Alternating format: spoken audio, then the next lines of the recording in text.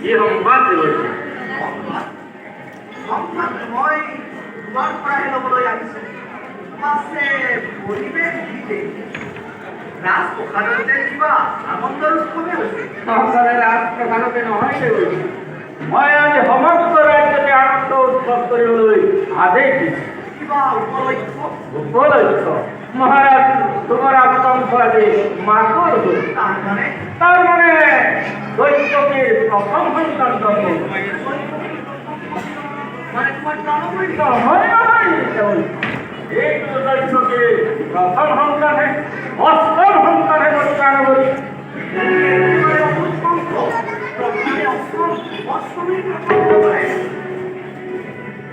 অথচ কেউ অষ্টম হব নোৱাৰে বলছি কেবল বৈজ্ঞানিক হয় দেখি তাৰপৰা কি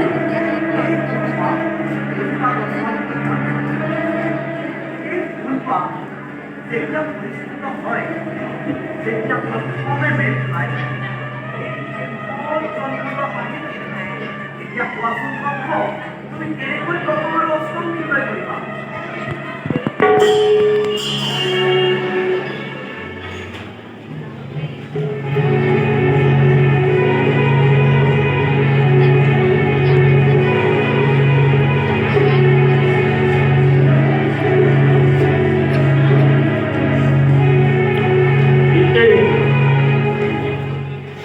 প্ৰথমে মেল কপাল একেবাৰে এককে দেখা পাবে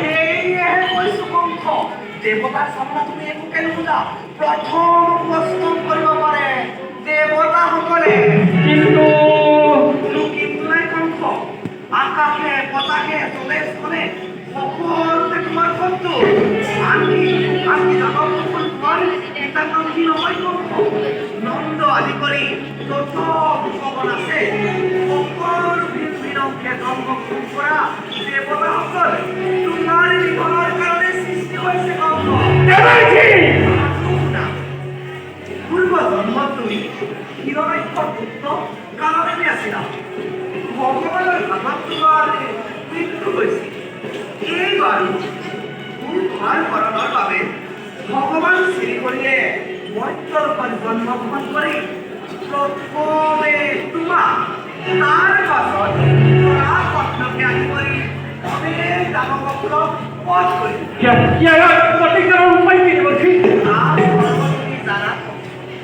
কিন্তু মনত ৰাখিবা ইয়াৰ প্ৰতিকাৰত আকৌ ব্যৱস্থা নকৰিলে তোমাৰ মৰণৰ অৱশ্যে গতিকে ইয়াৰ প্ৰতিকাৰৰ ব্যৱস্থা কৰা কংস।